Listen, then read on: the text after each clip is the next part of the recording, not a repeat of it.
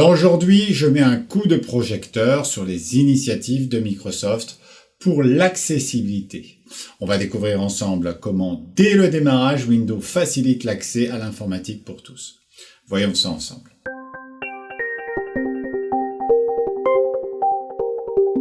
Votre PC tourne sur Windows 11 et vous avez repéré l'essentiel de l'écran de démarrage. Alors vous avez vu les petits noms en bas, partager un ordinateur à plusieurs, c'est un peu comme vivre ensemble dans un immeuble. Il est nettement préférable que chacun ait son propre chez soi. Autrement dit, en langage Windows, son propre compte.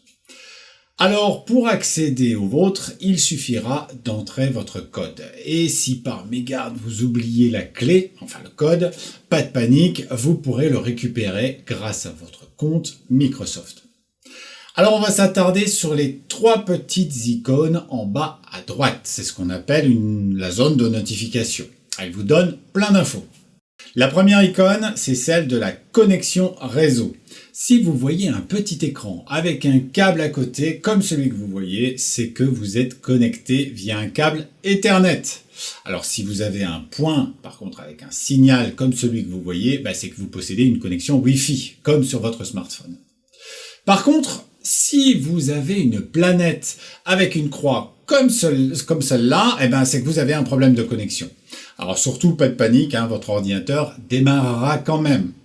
À côté, vous avez une icône qui est arrivée en même temps que Windows 8 et a évolué au fil des versions. C'est l'icône d'accessibilité. Allez, on fait un peu l'inventaire. La loupe. La loupe, pour ceux qui peinent à lire les petits caractères, c'est l'outil idéal pour agrandir ce qui s'affiche à l'écran. Attention toutefois, je me suis rendu compte que les personnes ayant des problèmes de motricité fine, notamment avec l'utilisation de la souris, peuvent posséder de grosses difficultés lors de l'utilisation de cette loupe. La deuxième accessibilité est le thème contrasté. Alors comme la modification d'une police de caractère afin d'améliorer la lecture, le contraste fait partie des options qui permettent de la faciliter. Vous pourrez voir dans une prochaine vidéo que nous avons même la possibilité de modifier nous-mêmes les couleurs afin d'améliorer notre lecture. Nous avons également le narrateur. Alors lui, il lit à haute voix ce qui s'affiche à l'écran. Pratique quand on ne peut pas lire ou qu'on ne veut pas lire. Alors attention quand même, il peut vite devenir agaçant parce qu'il lit vraiment tout.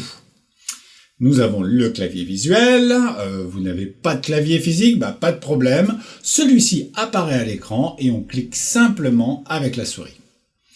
Vous avez la touche rémanente. Alors cette fonction est vraiment pratique pour ceux qui ont du mal à jongler avec les touches et les raccourcis du clavier. Elle concerne les touches comme majuscule, CTRL, ALT et la fameuse touche Windows. Une seule pression suffira pour faire comprendre à l'ordinateur que vous restez appuyé dessus. D'ailleurs, une petite icône dans les notifications vous informera de son état. Et enfin, la dernière touche filtre qui bloque les frappes répétitives ou involontaires sur les touches du clavier. C'est un vrai soulagement d'ailleurs pour ceux qui ont des tremblements par exemple.